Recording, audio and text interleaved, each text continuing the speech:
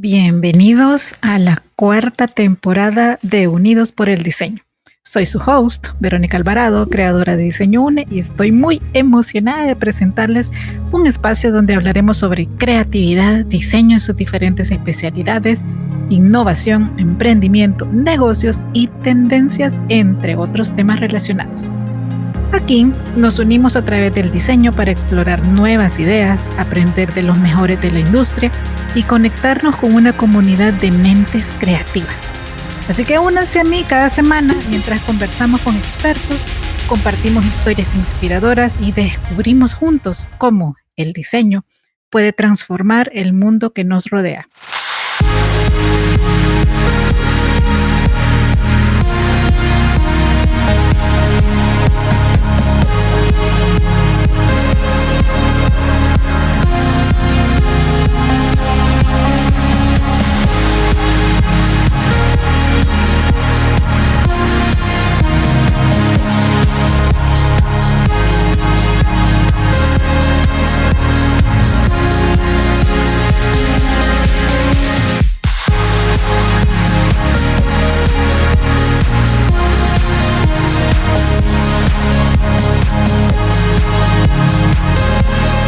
Unidos por el diseño. Les teníamos una sorpresa. ¿Se dieron cuenta que recientemente pasamos el episodio 200 y que a nosotros se nos fue la onda por estar tan emocionados grabando? Bueno, ya verán en nuestras redes la celebración del episodio 200 y algo más. Así que lo vamos a empezar a celebrar con un inspirador nuevo, de esas personas interesantes que me encuentro en TikTok, a las que escribo y en serio responde, porque les cuento, no todas las personas responden en TikTok. Y pues estoy bien agradecida porque es ya el tercero que contacto por ese medio y que prácticamente me vi todos sus TikToks por lo interesantes que son. Y ahora lo tenemos acá para ustedes. Hola Edgar Vera, bienvenido a Unidos por el Diseño, ¿cómo está? Hola Verónica, muchas gracias por esta invitación y esa feliz coincidencia de estar celebrando los 200 episodios del podcast. También me he escuchado los podcasts, no todos los 200 porque es un tiempo importante el que hay que dedicar, pero me he disfrutado cada uno de ellos, tanto los de libros como los de inspiradores, entonces gustoso de estar acá y de poder compartir esta experiencia. Gracias. Para nosotros de verdad es un honor contar con usted ahora, también como inspirador de Diseño UNE y de Unidos por el Diseño. Y para que nuestra audiencia tenga una idea, porque pues la formación y trayectoria de Edgar, les digo, es impresionante. Tanto así que lo vamos a escuchar por 3 viernes consecutivos, porque le digo, hay tanto de qué hablar con Edgar, que solo en el chat ya hicimos un micropodcast, les digo en serio. Así que les cuento.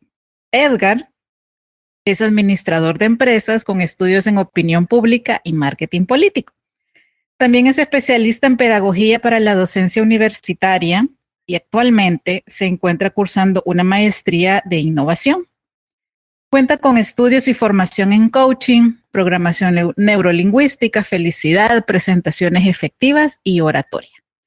Gestión e innovación curricular, design thinking, métodos instruccionales para profesionales de la salud, liderazgo y gestión de equipos de alto rendimiento. También gestión de proyectos de desarrollo, conocimiento del cerebro y los procesos de cognición humana. Con más de 15 años de experiencia en formación a nivel empresarial y de educación superior, asesorando personas y empresas en temas de marca personal, oratoria, servicio al cliente, comunicación asertiva, protocolo empresarial, imagen personal en empresas de diferentes sectores, y además es TikToker. Muy activo, les he de decir. Y les comento a nuestra audiencia, siempre como que me resistí un poquito a que se contara todo esto porque es una forma de vivir mía. Hay alguien que me dice que yo soy un aprendiz profesional porque me vivo metiendo en cursos de muchas cosas, pero yo creo que eso le pone mucho sabor a lo que uno puede compartir con las personas, que es a la larga lo que realmente me mueve. Entonces, sí, ahí digamos que es una pequeña parte de muchas cosas que me inquietan en el mundo y que me llaman la atención.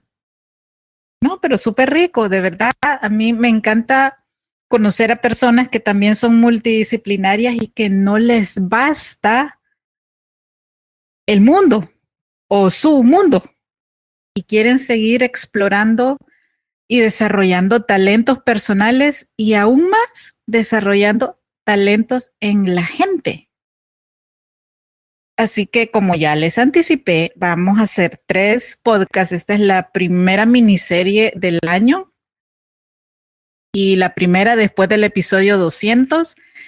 Así que la vamos a titular Ser multidisciplinarios. ¿Y de qué vamos a hablar hoy? Sobre el poder de la voz y la buena actitud.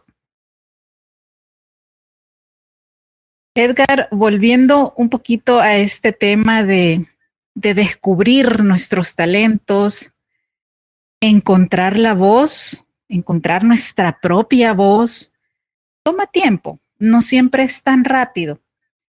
En su caso, por lo que usted me ha comentado, ha sido a través de diferentes procesos personales, como el darse cuenta, tomar valor, empoderarse.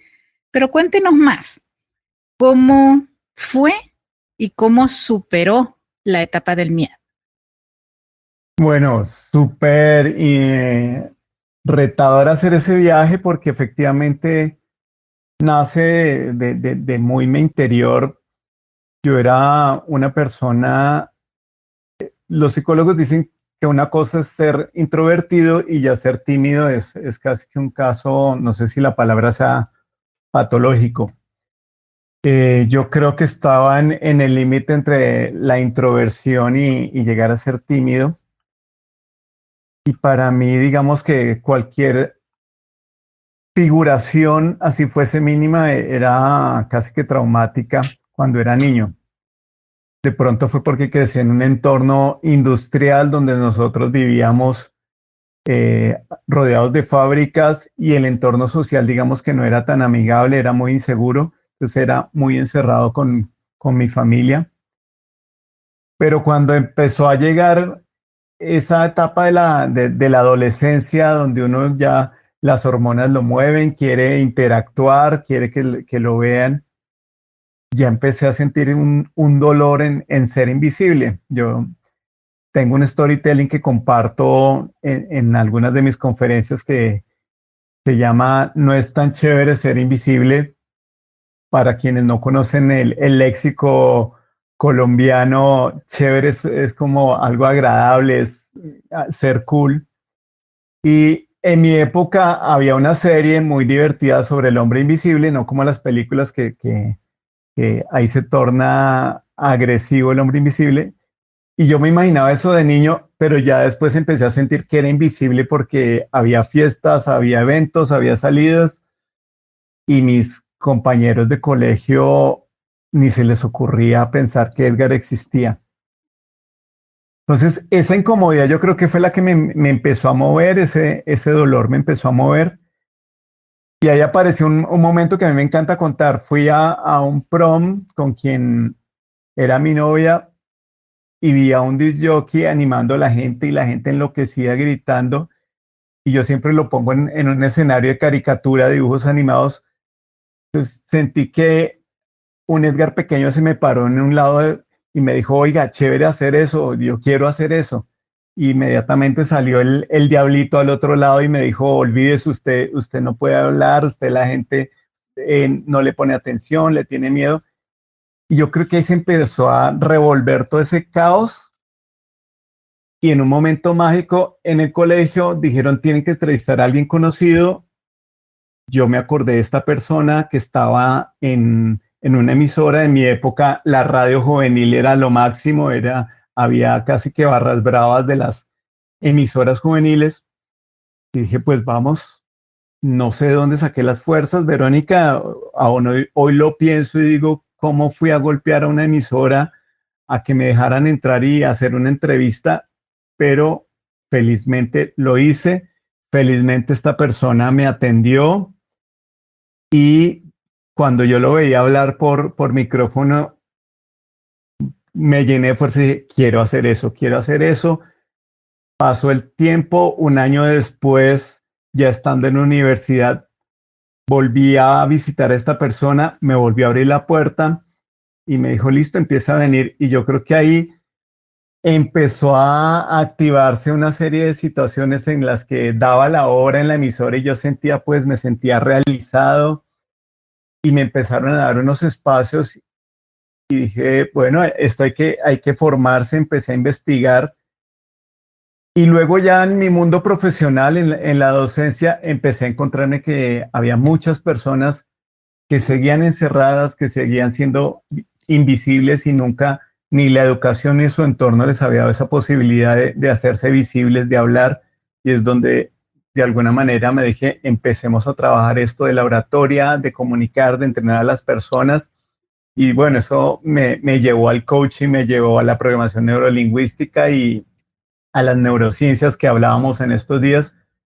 Y digamos que así empecé a superar el miedo y la vida misma me fue llevando a que ya era host de un programa de radio, luego estuve algunos episodios en televisión. Sigo siendo introvertido, sí, porque ahí les cuento una experiencia. En mi juventud trabajé con una empresa de logística y vi una escena muy linda. Se presentaba Celia Cruz y entonces pues una señora ya de muy avanzada edad que uno tenía que ayudarla a acercarse al escenario y guiarla y uno decía, pero esta señora ¿cómo va a cantar? Y ella se subió al escenario y se les aparecieron 30, 40 años y se llenó de energía y pues la que todos conocemos. Y de alguna manera yo soy igual, soy introvertido, me suben a un escenario, a una conferencia, me disfruto el tema, sigo sintiendo miedo porque el miedo es un gran compañero, pero doy lo mejor de mí en cada conferencia y cuando me bajo muchas veces vuelvo al rol introvertido y ya no soy tan comunicativo y explícito como lo hago cuando estoy allí encima. Ah, súper. Sí, yo estoy de acuerdo con usted con que el miedo sigue estando. El punto es cómo logramos superarlo. ¿En qué momento llegamos en serio a sentirnos cómodos frente a una audiencia? ¿Y la radio qué le dio? La radio, ¿qué hizo en su interior para ayudarle con esa expresividad y vencer ese temor que a todos nos sucede de estar frente a una audiencia? Yo creo que me dio una barrera protectora, un escudo, y era que estaba con mucha gente, pero no estaba con nadie. Recuerdo transmitiendo desde la mirada juvenil en un mundial de fútbol, no desde lo deportivo. En un momento pensé cuántas personas me están oyendo y me bloqueé cuando volví, demonios, estoy aquí solo, estoy en estudio con un amigo hablando y sigamos hablando. Yo creo que fue esa barrera, esa especie de escudo protector que ya después fui concientizando que efectivamente me escuchaban muchas personas porque de la radio juvenil pasé también al animar las fiestas, que fue lo que me activó toda esta locura y lo empecé a hacer y se empezó a dar. Entonces yo creo que sí, como que me dio confianza propiamente desde el poder hacer conciencia de que le hablé a muchas personas, a miles de personas, que incluso ya personas me reconocían, pero lo pude hacer en un escenario que no los veía. Ese fue el principal aporte de la radio, yo creo que me dio. Sí, dio un espacio de seguridad, ¿cierto? Exactamente, una zona segura Ajá. para empezar como que esas rueditas de la bicicleta para empezar a avanzar y ya Ajá. después pues pude dejar las rueditas.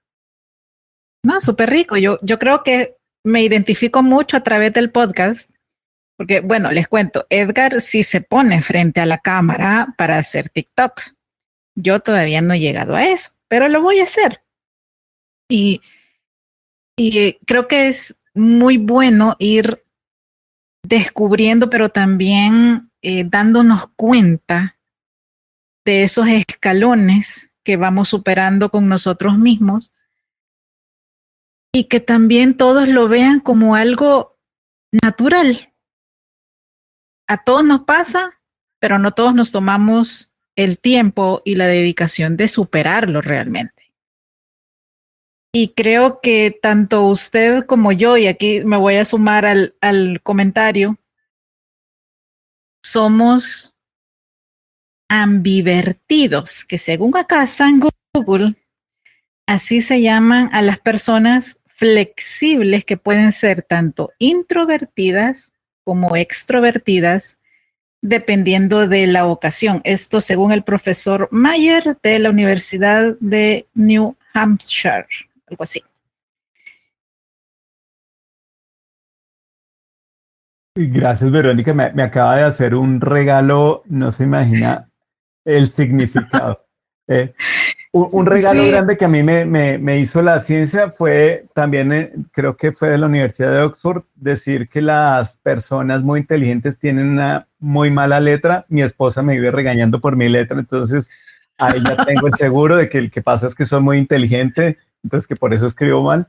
Y ahora este concepto de ser ambivertido lo coloco dentro de mi etiqueta de marca personal para presentarme. no, buenísimo. Sabe que yo igual también un día me estaba preguntando, bueno, yo puedo pasar mucho tiempo conmigo, no me sucede nada fácil, en serio les digo, puedo pasarme un fin de semana entero sin que mis vecinos me vean. No me pasa nada, me lo paso rico. Pero si también tengo que ir a un evento, compartir con personas, también lo paso rico. Entonces, un día me puse a buscar si existía ese, como digo yo, ese bicho raro de que no encajamos al 100% en uno u otro tipo. Y encontré justo eso, que se llama ambiversión. Y yo creo que es rico porque compartir con personas se disfruta mucho, pero también implica una inversión energética nuestra, mental, emocional, física, y el poder irnos hacia adentro a través de la introversión es encontrar la batería de recarga. Y bueno, siguiendo con el tema de la oratoria, que es una de las líneas más fuertes de Edgar, luego de esta enorme y rara pausa a la que fuimos sometidos por 3 años y algo, en su experiencia, Edgar, diría que el miedo a hablar en público sigue estando presente. Sí, no, ¿por qué? ¿Y en cuáles generaciones o en todas? Uy, qué buena pregunta. Yo creo y yo siento que sí. Por supuesto que la pandemia, como cualquier situación crítica, genera unos cambios. A mí me gusta mucho el tema de la tecnología y dicen que el avance tecnológico a nivel de apropiación de tecnología que nos trajo la pandemia fue una cosa brutal porque nos obligaron a todos a introducirnos en ella. Pero yo sigo observando que incluso quienes lo aprendieron a hacer de alguna forma, mediados por las tecnologías frente a una pantalla, siguen teniendo el mismo miedo cuando se paran frente a un público. Y pues las estadísticas dicen que el 80% de las personas sufren de miedo a hablar en público o sufrimos mejor porque yo lo sigo viviendo y lo sigo disfrutando. Me encantó uno de tus podcasts en los que navegaste por un libro y había esa carta al miedo. Yo decía, el miedo es algo maravilloso, pues todas las emociones humanas tienen una razón de ser, una sensación de protección. Y ahora pues entramos en esos antagonismos que son tan comerciales y que hablábamos en alguna de nuestras conversaciones. Dicen, no, deshazte de tus emociones negativas, adiós a las emociones negativas. Yo digo, ¿tendrán conciencia de lo que están diciendo? Las emociones son las emociones, las siente el cerebro, las sentimos las personas por alguna razón. Yo utilizo una imagen cuando las personas sienten mucho miedo a hablar en público, entonces les muestro esta imagen en la que está una jauría de lobos alrededor de una presa, de un cervatillo, y después les pongo un escenario donde está un expositor rodeado de gente igual que esta jauría de lobos. Entonces les digo, sentir miedo es natural, es normal porque miren el escenario. Es lo mismo, entonces lo que hay es que preguntarle, y esto sí es una cosecha de mis maestros de coaching, donde uno debe preguntarle al miedo, y va muy a tono con esa carta que tú mencionabas en el libro, ¿de qué me quieres proteger? Y a partir de ahí empiezan a surgir las respuestas. Pero efectivamente yo creo que es un tema de muchas generaciones.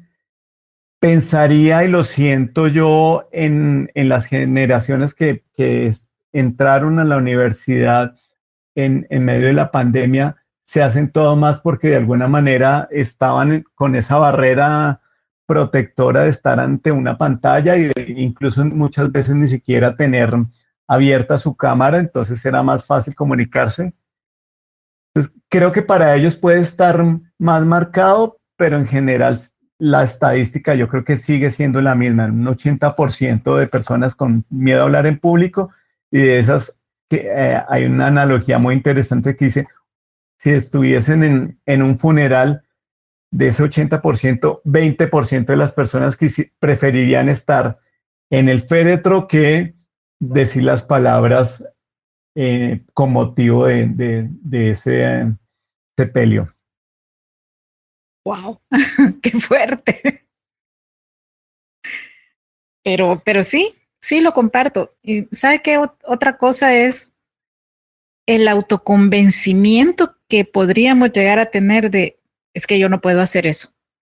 Es que no hay manera de que yo lo supere. Es que yo no sé hablar en público. Mientras más nos repetimos algo, pues obvio que nos vamos a convencer.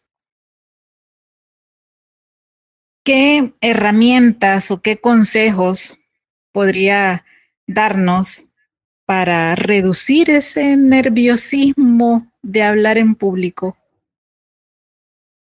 Uy, ahí hay muchas y muy interesantes. Y retomo lo que compartía. En coaching hablamos de creencias limitantes y son ese tipo de declaraciones. Yo creo que la primera y fundamental es tener claro que todos tenemos la habilidad de comunicarnos, que si hablamos con otra persona en nuestra cotidianidad, pues hacerlo desde un escenario, desde un micrófono, es la misma conversación, solo que con unos alcances diferentes, pero entonces ya cuando uno empieza a desmitificar ese escenario, ya le puede ser más accesible. Hay una investigadora, porque uno de los temas, y de pronto eso le abono yo mucho a mi esfera académica, entonces busco muchos temas respaldados por la ciencia. Ella se llama Amy Cuddy y habla de las poses de poder. ¿Qué es esto? Que hay una conexión directa entre el cuerpo y la mente, indudablemente. Entonces, cuando nos echamos el cuento de que no podemos hablar en público, nuestro cuerpo se prepara para eso y pues por supuesto la receta del desastre se arma. Pero Amy Cuddy dice, mire, ahí estas 5 poses de poder que si usted puede 2 minutos cada una, es decir, 10 minutos antes de hablar en público las adopta, resulta que la química del cuerpo, nuestro cerebro es una fábrica de químicos, las genera y entonces usted baja mucho ese nivel de ansiedad, de miedo, porque la química del cerebro ha generado otro tipo de combinaciones ahí interesantes. Entonces, esas poses de poder son valiosas, no está dentro de las de Amy Cuddy, pero hacer la B de la victoria durante unos minutos baja el miedo, y lo digo comprobado porque así le enseñé a mi hija en 2 horas a nadar. Tenía que quitarle el miedo que le habían instalado antes respecto al agua. Entonces funciona muy bien. Otro viene del deporte, la visualización. Los atletas que logran grandes cosas, te han visto ellos lográndolas muchas veces en su imaginación. Y aquí el secreto no es solo visualizar, sino imaginarse disfrutando ese escenario, el verse uno dando la conferencia, sustentando su trabajo de grado de una forma magistral, lleno de orgullo y todo. Esa química de la que yo hablaba de Amy Cuddy, la generan las emociones. Entonces, cuando yo empiezo a visualizar, ya mi cuerpo empieza a disfrutar ese nuevo sabor y se prepara para estar mejor en ese tipo de ejercicios. Y el otro que resalto yo todo el tiempo es practicar, practicar y practicar. Cristiano Ronaldo, cuando uno empieza a leer de sus inicios, entonces comentan que él se quedaba horas adicionales después del entrenamiento ensayando a patear y patear los tiros libres, tiros libres. Entonces, esto nadie se lo saca del bolsillo, y aun quien tiene talento tiene que practicar. Uno de mis referentes y de que Verónica también habla últimamente, Steve Jobs. Uno dice, wow, es el mejor presentador. Pues resulta que el tipo duraba 2 meses preparando sus presentaciones y 2 días antes no hacía otra cosa que ensayarlas. Entonces la práctica hace al maestro, como nos lo han enseñado durante tantos años desde un refrán popular. Ahí estarían como 3 herramientas importantes. Y otra extra, la respiración, el poder de la respiración, lo que se llama respiración consciente, es pura magia para uno bajar esa ansiedad y poder hacerlo bien. Ok, interesante, interesante. No conocía ese de la V de Victoria. Me parece un dato muy bueno para aplicarlo. Y justo escuchándolo, recordaba uno de los facilitadores que tuve en formación emprendedora. Y era alguien que siempre me llamaba la atención porque, para empezar, era alguien con una estatura, con una buena estatura, 1,80 m aproximadamente. O sea, no era alguien bajito que se pudiera sentir invadido por las personas. Era un hombre alto. Pero le voy a contar cómo eran sus primeras clases. Las primeras 2 semanas llegaba, siempre apoyado por el proyector, y tendía a hacer un movimiento oscilante como péndulo de izquierda a derecha. Así se movía siempre. Cuando había receso o terminaba la sesión, naturalmente todos nos acercábamos para hacerle preguntas. Era una especie de semicírculo. Siempre daba 1 o 2 pasos atrás y la gente inconscientemente daba ese 1 o 2 pasos hacia adelante para acercarse a él. Y entonces había un punto en el que yo empecé a observarlo porque me parecía bien curioso cómo se transformaba del docente, del catedrático, facilitador, dando una clase muy aparentemente empoderado. Y cuando se quitaba ese rol y quedaba él, era una persona tan tímida y con un lenguaje no verbal que de repente no casaba. En serio les digo, nos tardamos más de 2 semanas para que nos diera su correo, que siempre tenía una excusa de mañana, después, en la siguiente clase, y siempre daba un paso para atrás. Y decía, ¿qué pasa aquí? y hacia ese punto voy. Edgar, ¿cómo casar la personalidad y esas áreas no trabajadas que también todos tenemos? ¿Cómo podemos adaptar nuestro mensaje y ese lenguaje no verbal que en serio delata a diferentes audiencias y contextos? Yo creo que es muy importante desarrollar 2 sentidos fundamentales y que a veces no los conectamos con el hablar en público. A veces pensamos que el tema de hablar en público es llenar el silencio con nuestra voz solamente, entonces que solo hablar, y realmente las habilidades se desarrollan y sobre todo esa conexión. Yo creo que lo más importante de uno como orador es conectar, esa es la gran misión, parte del escuchar y el observar detenidamente. Una de las técnicas que uno trabaja en coaching más a nivel personal, pero también funciona para la oratoria. Tony Robbins habla que dice que el rapport es el poder, que ahí está el poder. ¿Y qué es el rapport? Yo digo que es hablar el mismo idioma desde las palabras, desde la forma de hablar, desde el lenguaje corporal, desde las posturas, porque es donde esto se vuelve un baile en el que las dos personas, audiencia y orador, están conectadas. Entonces es súper importante uno escuchar de qué forma hablan, qué tan rápido, qué tan pausado, qué tanto volumen usa, porque es donde tú empiezas a entender ese otro lenguaje que va más allá de las palabras y que es tan importante como el de las palabras, porque un término que para Colombia puede ser totalmente normal, y yo lo digo en otro país y puede resultar agresivo. Igual pasa con el lenguaje corporal. Lo que tú mencionabas ahorita del docente tiene que ver con la proxémica. Seguramente el balanceo, y vamos dando pistas a nuestra audiencia, todo tipo de balanceo ya manifiesta una inseguridad, pero adicionalmente el cerebro se siente inseguro porque está inestable. Y es lo primero que uno le dice a las personas cuando empieza a observar eso. Se dice que el parado de superhéroe o la A de seguridad, párese así, evite balancearse porque ya empieza a darle usted a estabilidad al cerebro. Entonces, ¿cómo mueven las otras personas las manos? ¿Qué tanto o cómo lo hacen? El tipo de movimientos son lenguajes que hay que ir incorporando para uno ir adaptándose. Entonces, por eso, observar y escuchar es fundamental. A mí me encantan mucho las biografías, y entonces leyendo la de Nelson Mandela, él contaba que aprendió de su papá que el líder debe ser el último en hablar, por dos razones. Uno, porque entiende bien el contexto.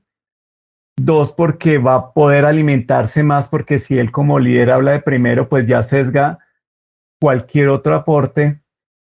Y adicionalmente porque logra entender cómo se comunican y va a poder comunicarse de igual forma. Esas para mí serían esas pautas para lograr conectarse y adaptar nuestro lenguaje verbal y no verbal, entendiendo que en el no verbal hay algo que se llama el paralenguaje. Ajá. Yo hago casi que a manera de chiste, les digo, miren, imagínense la escena, ustedes llaman a su pareja, timbra dos veces y esa persona les contesta, hola. Ahí uno ya dice, algo pasó, qué fecha se me olvidó, qué hice, dejé mis redes abiertas, alguna cosa, pero la persona dijo las mismas cuatro letras, dos sílabas, hola. Pero uno ya, ahí tuvo mucha información. Cosa distinta si llaman y hola, no, todo está bien, seguimos fluyendo. Entonces, ese es un ejemplo muy cortico para decir el tema del paralenguaje y por qué hay que escuchar tanto cómo hablan las personas más allá de las palabras. Me encanta. Ese es tema para otro podcast. Yo feliz de estar acá. ¿Qué significa, Edgar, mover tanto los brazos? ¿Qué es lo que se transmite? Porque usted me amarra los brazos y yo no puedo hablar. Me hiciste acordar a quién, y realmente comprobado. En Colombia hay una zona que se llama Los Santanderes, donde la gente es muy enérgica, habla un tanto, nosotros decimos golpeado porque es un hablado fuerte, y hablan muchísimo con las manos.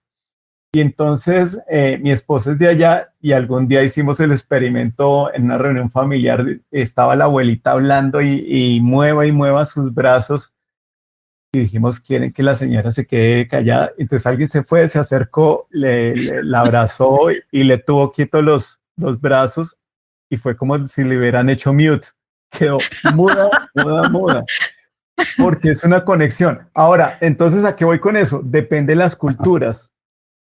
Para los santandereanos, mover los brazos, las manos es muy importante porque es parte de su repertorio de diálogo. Es como los italianos y los argentinos, ellos son con las manos. Entonces, ahí hay algo que en lenguaje corporal se llama la norma. Entonces, tú debes tratar de entender la norma.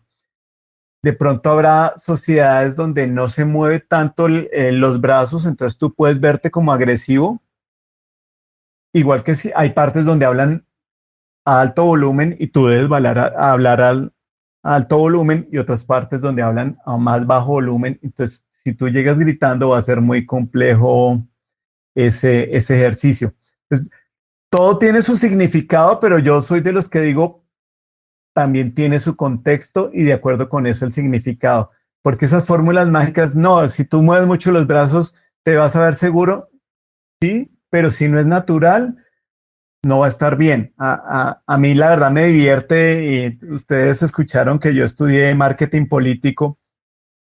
Yo veo a esos políticos en campaña y me da una risa porque yo digo que parecen cantantes o parecen esas escenas del Chavo del Ocho, perdón, Chavo del Ocho, donde hacían de obra de teatro y uno los ve moviendo los brazos tan libreteado que uno dice, ¿qué hizo el asesor? Debió decir, preferible no le diga nada porque se nota que está mintiendo, porque está actuando y se está poniendo un traje que no es el suyo.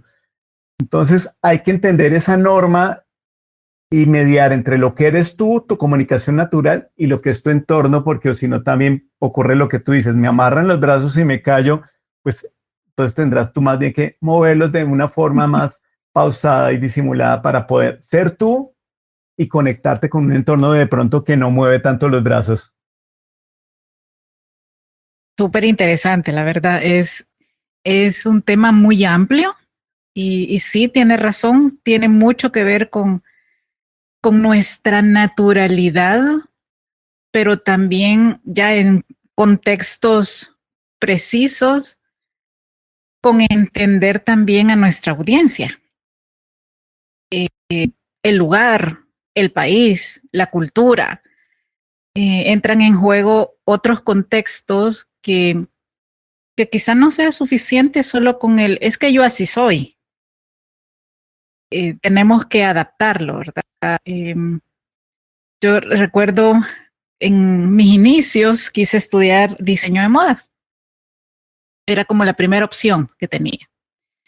Y me iba a ir a estudiar a Guatemala. De hecho, fuimos con mis papás, conocimos el lugar, vimos la residencia donde supuestamente iba a vivir. Era un contexto muy rígido a nivel religioso. Y yo ya venía de 2 años muy libre, acostumbrada a amanecer en la mesa de dibujo y a jugar con mi imagen. Y yo en serio les digo, créanme cuando les digo que yo muté en la universidad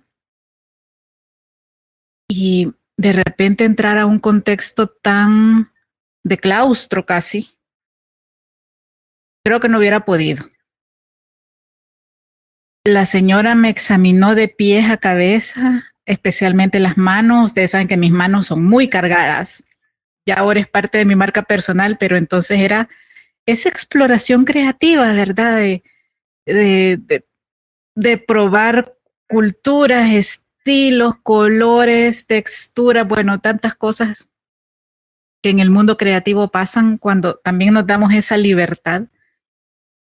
Y con la mirada, la señora en serio me hizo sentir y pensar, fíjense la diferencia que hago, que o me adaptaba a las normas o no iba a encajar.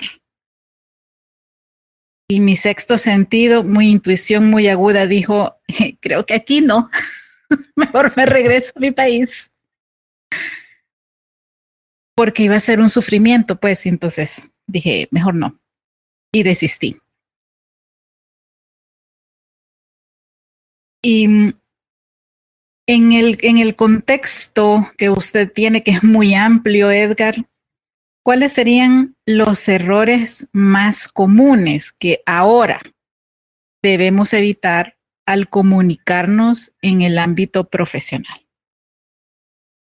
Yo creo que el error número uno, y va con algo de ese comentario que acaba de hacer del yo así soy, cuando yo trabajo en temas comunicativos con líderes, con personas que están trabajando en temas de oratoria, uno oye mucho, yo soy responsable de lo que digo, no de lo que me entiendan. Yo les digo, un momentico, en comunicación, en liderazgo, en el entorno profesional y como orador, yo debo ocuparme de lo que entiendan los otros, porque puede ser muy grave las consecuencias que se interprete mal mi mensaje.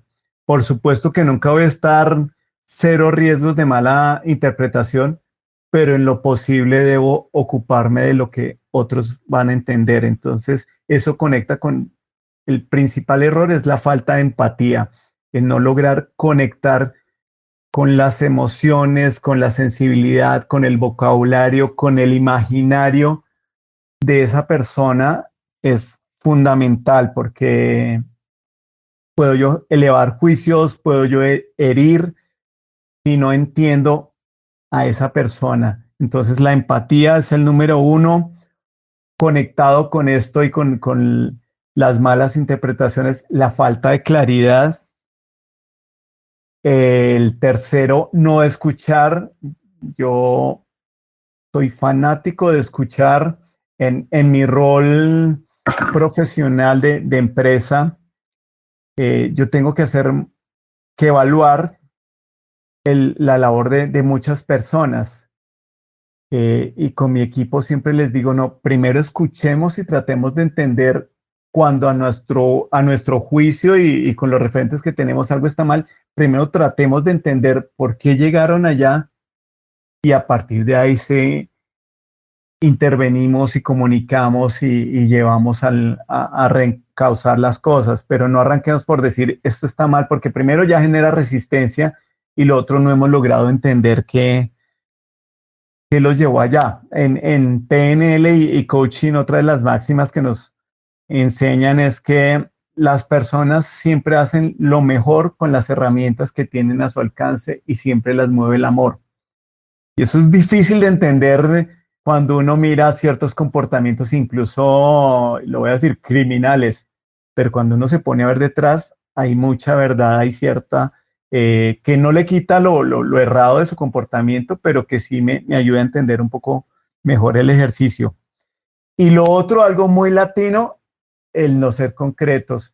En el mundo corporativo y en la academia, para decir que es de día, muchas veces primero queremos mostrar que sabemos qué es el universo, que sabemos cómo se originó, qué es el Big Bang, y llegamos que debido a la rotación de la Tierra, el Sol está en su máxima altura y son las 12 del día. Estoy, por supuesto, caricaturizando, pero adornamos tanto y decimos tantas cosas que las personas se nos desconectan y no logramos transmitir el mensaje o lo confundimos de tanta información que compartimos que no tiene que ver con lo que realmente queremos nosotros lograr con ese acto comunicativo. Wow, completamente de acuerdo con usted. Yo creo que nos ahorraríamos mucho tiempo, malos entendidos y las relaciones serían más fluidas si pudiéramos ser más concretos y asertivos, porque no es ser concreto grosero. Sí, le damos mucha vuelta al asunto. Pero súper identificado lo tiene, me encantó. Ahora me quiero pasar a la versión TikToker de Edgar, que de verdad, en serio, les digo, genuinamente lo admiro mucho, porque no es fácil ponerse ante la cámara. Y yo recuerdo las palabras de Natasha Puente, que es una nómada digital, una de estas 3 personas que he logrado entrevistar gracias a TikTok. Y ella decía, a todos nos da miedo al inicio, a todos nos da miedo ponernos frente a la cámara. Y sí, nos equivocamos, pero pues si nunca empezamos, nunca arrancamos y se va puliendo con el tiempo. Ella es muy buena en su narrativa. Generalmente lo que comenta es sus vivencias siendo nómada digital en Australia. Cuéntenos, Edgar, como TikToker muy activo y que pues no es una actividad muy común entre adultos porque no nos queremos exponer, porque eso de aprender a manejar el hate y ahora esa tan conocida cancelación, ¿cómo lo logró? Yo creo que el ejercicio fue, bueno, usando el mismo lenguaje de las redes, muy orgánico. Siempre uno debe buscar qué lo mueve y por eso el tema de la motivación es tan importante, más allá de los miedos, de esas barreras, de esas creencias. Y a mí realmente y genuinamente me mueve mucho el que las personas puedan comunicarse. Cada que yo leo cualquier informe del Foro Económico Mundial, de la UNESCO, de qué se necesita para sobrevivir en este mundo tan cambiante a nivel laboral y profesional, y siempre está el tema comunicativo, siempre está el lograr conectar. Genuinamente me mueve comunicar esto y sobre todo a las nuevas generaciones, porque aún seguimos con una escuela tradicional que muchas veces no trabaja la oratoria, no trabaja el generar relaciones, sigue muy centrada en que la matemática es la reina. No estoy diciendo que no sea una ciencia que es importantísima, pero que otro tipo de artes como el teatro, el cantar, la música, digamos, es de segunda, no, todo eso es importante porque hoy los abogados, o en el caso colombiano, cuando entró la oralidad, los abogados tienen que saber actuación porque tienen que conmover, tienen que mover emociones para convencer. Entonces yo creo que eso fue lo que me movió. Yo llevaba varios años en Facebook porque soy de generación Facebook, pero empecé a notar que mi público seguía siendo los que ya me han oído durante no sé cuántos años. En Instagram, digamos que no entré tanto, pero empecé a ver el boom de TikTok y que la población a la que yo quiero llegar y compartir está ahí, y pues empecé a entrar. Efectivamente, como lo dice Natacha, no es fácil, hay que equivocarse. Hoy veía, yo soy muy aficionado al ciclismo y veía en Instagram que compartían un chico que se hizo estrella por sus cifras durante la pandemia, rodando en los rodillos en su casa unas cifras tan importantes y tan impresionantes que se lo llevaron a un equipo ya de ciclismo real. Y hace poco tuvo un accidente que se cayó acercándose al carro de su técnico, y ayer le pasó lo mismo. Decían, pues mire, en los rodillos nunca se caía, iba todo ahí, y falta esos raspones que ayudan a desarrollar esa habilidad. Entonces, empecé a entrar al principio, yo creo que era demasiado acartonado y aburrido, entonces nuevamente ahí me geek curioso y un tanto científico empezó a investigar sobre el tema, sobre los ritmos de TikTok, sobre el famoso 1.7 a 2 segundos para enganchar una cantidad. Entonces dije, listo, empecemos a reestructurar lo que hacemos, a ver cómo lo comunicamos, a ser más yo, a ser más emocionado al momento de grabar los TikTok. Y también confieso, una ayuda maravillosa apareció porque una cosa es sentarte tú a preparar un guión solo contigo misma, y otra cuando, por ejemplo, empiezas a jugar con la inteligencia artificial y bueno, ¿cómo digo en 1.7 segundos esto? ¿Qué palabras uso? ¿Qué me puede ayudar a ser más motivador? Entonces yo creo que la práctica, el caerme y tener raspones, la retroalimentación de la gente es algo maravilloso. Tú hablabas de los haters, y los haters me ayudan mucho a mejorar muchos elementos. Entonces, cuando a veces alguien me hace un comentario negativo, por supuesto que a mi generación eso nos da duro, pero como yo trabajo servicio al cliente y yo le enseño a las empresas, le digo, a pesar del cliente más iracundo, él le trae un regalo, porque en algo me equivoqué, entonces el regalo es poder, poder mejorar. Entonces, quítele todo ese empaque feo y quédese con el regalo. Entonces, los haters también me han ayudado en eso. E intentar a ver qué logro conectar y apasionarme por el tema. Tengo una hija adolescente que ya está en el mundo de TikTok y a veces siente, nosotros los colombianos decimos oso, siente pena de ver a su papá haciendo eso, pero yo le digo, pues estoy comunicando. Lo peor que puede pasar es que no me vean o que se rían de mí. Y lo bueno es que alguien me siga, que tenga la oportunidad de que Verónica Alvarado me contacte y me invite a hablar más de eso y ahí habré logrado el cometido. Sí, claro, lo estamos poniendo de ejemplo, de hecho. Dígale eso a su hija, que lo estamos poniendo de ejemplo. Pues fue cuando le comenté, dijo, ¿y qué pasó? Yo le dije, mira los TikTok y todo, dijo, ay, qué chévere. Y porque incluso ya ella a veces es curiosa, porque a veces es mi productora, pero la verdad no me gusta mucho porque es demasiado dura, es un director de esos que tiene que repetir. Es muy estricta. Falló esta sílaba que uno dice, pero por Dios, por favor, no me ayudes porque no va a salir nunca. A veces los edita, pero ya ella ponerse frente a la cámara, yo creo que está viendo la etapa que yo viví cuando era tan introvertido. Entonces, pero hay poco a poco, dicen que el ejemplo logra mucho más que las órdenes. Entonces, ahí estamos trabajando en eso. Sí. Absolutamente de acuerdo con eso también. Y bueno, vamos a seguir con los TikTokers.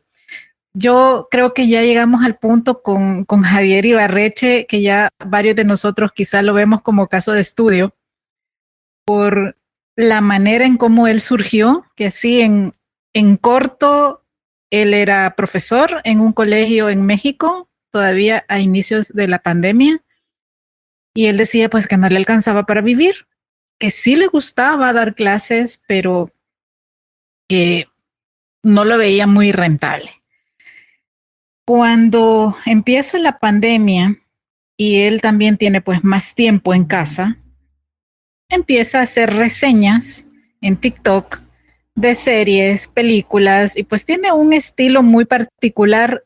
Si recuerdan los primeros TikToks o los TikTok de él de ese momento, él movía el celular y se veía la imagen como si estuviera temblando, así como que vibraba. Lo hacía él con su mano.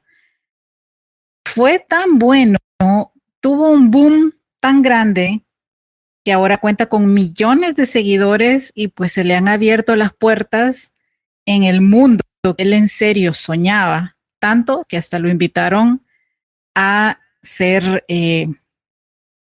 a entrevistar celebridades en la reciente premiación de los Oscars. Ahora está haciendo doblaje de película. Bueno, son muchas cosas las que él está haciendo. Al punto que voy es que él comenta que una de sus fortalezas para tener ese nivel de impacto es su capacidad de síntesis. Y ahora voy con Edgar. ¿Cuáles serían los aspectos principales para concretar un pitch, un reel o en este caso un TikTok y ser efectivos con nuestro mensaje? Yo creo o no, mejor que creo, estoy seguro. Uno es tener un objetivo claro. ¿Qué quiero yo que pase? El creador el fundador de las charlas TED, mira que estamos viviendo unos momentos creativos muy interesantes. El tema es que surge un boom y después otro lo opaca. Entonces, ¿cuál fue uno de los éxitos de TED? El decir que en 17 minutos teníamos que compartir una historia y poner ese límite a oradores académicos que estaban acostumbrados a discursos de 2 y 3 horas y obligó a concretarse. Incluso hay unos formatos TED aún más cortos que son muy efectivos. Y la gran ventaja y gran diferencial que está planteando TikTok es que uno tiene que ser concreto para funcionar en esta red. Entonces, fundamental, ¿qué quiero que pase? ¿Cuál es mi objetivo? Quiero que la gente piense, quiero que la gente se indigne, quiero que la gente sienta miedo, quiero que la gente se emocione, que la gente sueñe, pero tener una sola idea en la cabeza. Y la ventaja con TikTok es que yo puedo publicar muchos, entonces casi que hago algo que en educación se llama microaprendizajes. Listo, aquí quiero que la gente entienda este secreto, que no cometa este error, que aprenda a pararse en los primeros 7 segundos. Entonces, clarísimo eso nos ayuda a concretarnos, porque el problema, por ejemplo, cuando empezó a tener el boom YouTube, es que uno, la misma conferencia de 1 hora la volvía de media hora, pero podía seguir tranquilo. Ya estos formatos nos obligan a ser mucho más efectivos y el mismo algoritmo lo castiga a uno si se extiende porque la gente no lo va a ver, entonces no empieza a replicar. Entonces, ese es un factor fundamental, el tener Buenísimo, una sola buenísimo, idea en la cabeza. buenísimo. Bueno, voy a seguir con los TikTokers. Esta es la etapa de la entrevista de los TikTokers. Sigo con Javier Ibarreche. Él, si bien ha logrado un estilo personal y de verdad se le nota bastante auténtico, lo ha comentado en muchas entrevistas, él es bastante malcriado. Usa muchas palabras antisonantes. Que, ok, en sus cuentas personales, él puede hablar como él desee.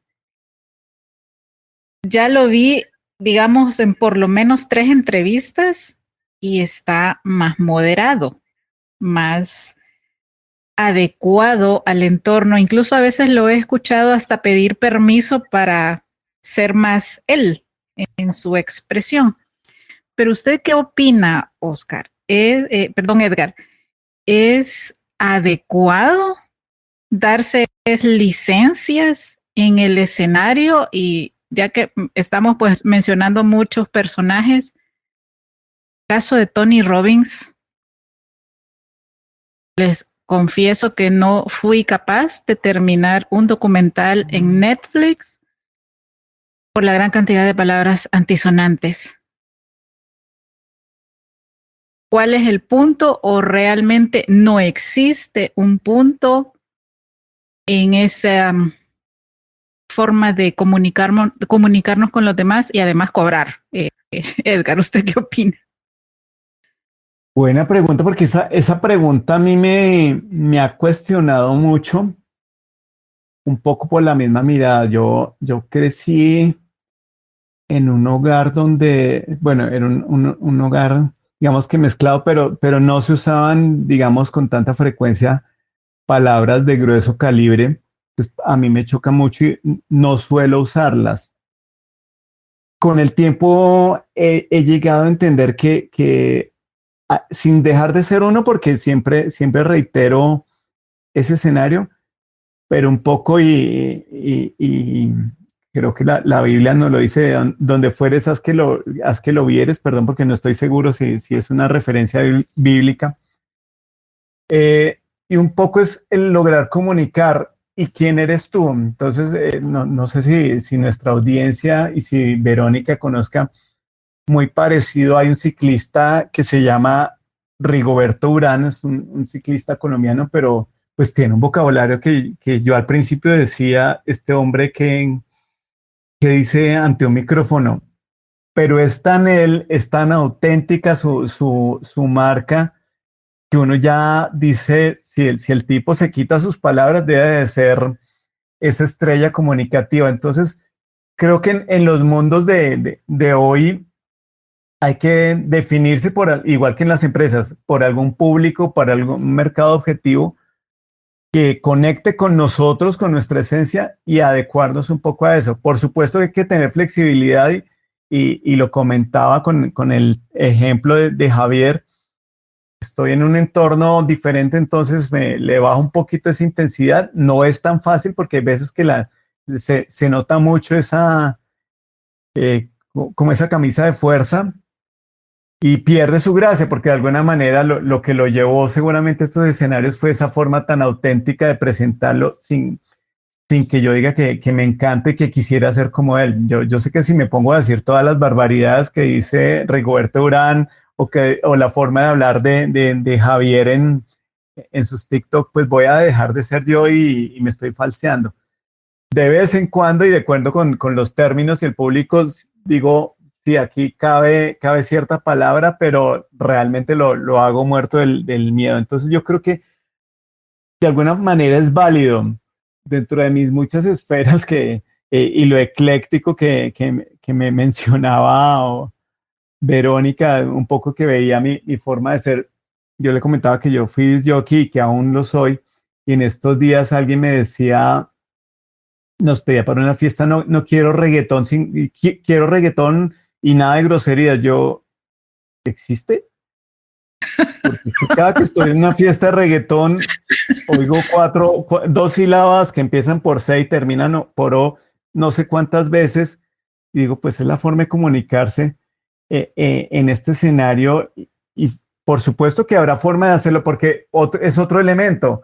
Yo puedo marcar la diferencia, si logro hacer un reggaetón rítmico igual de agradable y sin mencionar el derrier de una mujer en forma soez 50 veces, pues seguramente podrá calar en otro público. Entonces yo creo que hay que adaptarse, es uno de los permisos que se dan. En mi época en radio había que tratar a las personas de unas formas que uno era muy respetuoso, y hoy en día uno ve que incluso hasta agreden los DJs y la gente llama a que la agredan. Entonces son nuevas formas de que yo no sé si sea lo correcto o no, pero es el mundo en que estamos y hay que adaptarse. No hay que jugarle a todo, porque repito, yo no me voy a dedicar a decir groserías porque otros lo hacen y le funcionan. Creo que me sentiría mal, me traicionaría a mí mismo. Y si encuentro así, transmitir mi mensaje siendo quien soy, pues creo que lo estoy logrando y me mantendré ahí. Y muy bien para quienes lo pueden hacer usando otro tipo de palabras y vocabularios. Lo importante es que logremos transmitir un mensaje que agregue valor, porque también encontramos mucha basura, y perdón el término, en estas redes sociales. Sí, definitivamente. Yo creo que aquí el punto es ser congruentes, Exactamente. pero la congruencia también tiene muchos niveles, tiene muchas escalas. Yo respeto la postura de Edgar, no del todo la comparto, porque nosotros sí ya hemos editado un par de episodios con esas licencias de vocabulario de esas personas, pero sí les soy honesta, no han vuelto. Y si les cotizamos algo, ahora que yo estoy tan enamorada del audio y que en serio quiero educar mi voz, si me dan una cotización muy alta y yo digo, bueno, ok, ¿cómo me va a enseñar? ¿Con qué vocabulario? ¿A cuál versión voy a contratar? Para hacer corta la historia, no me convencieron. No genero esa congruencia y esa confianza si el día a día, si las redes personales, si tanto mensaje de alguien que está atrás de un micrófono, en el ámbito que sea, me habla así. Y sí, tiene mucho que ver con la congruencia. Bueno, ¿qué conversación más rica con Edgar? Honestamente no he sentido el tiempo. Espero que ustedes también lo estén disfrutando y tomando nota. Y si no, yo les invito a que vuelvan a escucharlo con lápiz y papel en mano, porque hay muchas claves, hay consejos puntuales. Y bueno, ya casi cerrando, Edgar, este primero de 3 podcast, ¿qué recomendaciones nos daría para mejorar la oratoria y la capacidad de persuasión al hablar en público o con un cliente?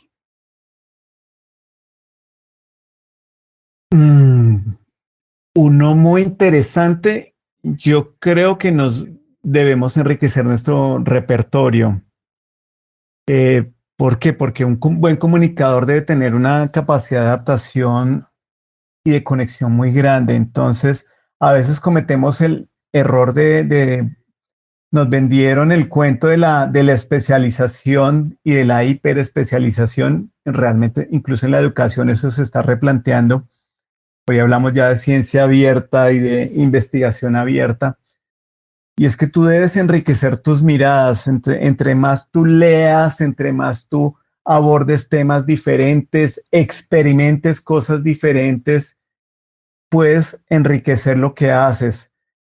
Yo, por ejemplo, de eso que hacen los latinos cuando van a vivir a otro continente, lo viví y llegué a ser chef de cocina en el país que se supone de la cocina más alta. Y hoy en día cuando miro hacia atrás y lo hablaba con mi esposa, yo le decía, mira, de la cocina empecé o aprendí a resolver estratégicamente y organizarme en situaciones bajo estrés muy bien, porque eso es lo que hace uno en la cocina todos los días. Entonces, eso no fue de administración ni de un MBA, sino de una experiencia. Entonces, entre más nos sometamos a experiencias que nos saquen de la cotidianidad, yo creo que eso nos enriquece mucho.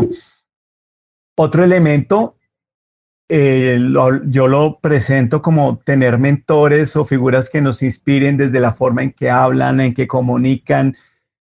Entre más uno vea, no significa que los va a copiar, pero sí va apropiando elementos. A mí, por ejemplo, me fascina la voz la voz de Barack Obama, cómo la maneja, es algo, las pausas. No podré tener la voz de Barack Obama porque digamos que hay unos elementos muy complejos y casi anatómicos que seguramente nunca lograré. Me encanta también la forma de Steve Jobs, como las pausas, la calma que presentaba todo el tiempo. Y también veo otros que son muy enérgicos en su forma de hablar. Entonces yo creo que empezará uno a ver muchas personas como lo hacen, como que le ayuda a encontrar un poco su centro y su real esencia. Yo digo que esto es como el arte o el deporte. Los niños no arrancan queriendo ser ellos como futbolistas, sino quieren ser Messi, quieren ser Ronaldo, quieren ser Cristiano Ronaldo, y a partir de mirar e imitar sus jugadas, desarrollan su propia identidad. Los pintores tampoco, los chicos arrancan es imitando lo que otro hace, y a partir de ahí van encontrando ese punto. Entonces yo creo que esa parte es importante. Y lo otro fundamental, y no me cansaré de reiterarlo porque funciona para el liderazgo, para las ventas, para la comunicación, es desarrollar ese sentido de empatía, que yo creo que es el primer factor de la inteligencia emocional y de la inteligencia comunicativa. Nadie ha escrito inteligencia comunicativa, pero creo que podríamos categorizarla como eso, el poder yo ser empático para lograr conectar y persuadir a las personas. Es fundamental eso, porque si yo quiero imponer, eso no es persuasión. Persuasión es lograr yo un objetivo con esas personas siempre con un sentido ético, desde que ellos sientan que lo quieren hacer genuinamente y se sienten motivados por hacerlo. Excelente. Me encantó lo de la inteligencia comunicativa. Bueno, ¿qué les digo? A tomar nota. Hay mucho para analizar, para incorporar y para también experimentar. Edgar, qué gusto conversar con usted. Muchísimas gracias por este episodio tan rico, tan lleno de aristas, colores y anécdotas.